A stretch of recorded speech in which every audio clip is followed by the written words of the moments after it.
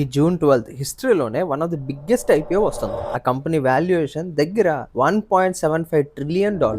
సింపుల్గా చెప్పాలంటే మన Indian stock market capitalization nearly $4.84 trillion ఉంది. అంటే ఈ ఒక్క కంపెనీ మన ఇండియన్ స్టాక్ మార్కెట్లో 35%తో సమానం. నేను మాట్లాడుతుంది ఈ ఎలాన్ మస్క్ స్పేస్ కంపెనీ అయిన స్పేస్ ఎక్స్ కోసం. మనకు కనబడిన విషయం ఏంటంటే స్పేస్ ఇండస్ట్రీ మొత్తం ఒక కొత్త రెవల్యూషన్కి రెడీ అవబోతుంది.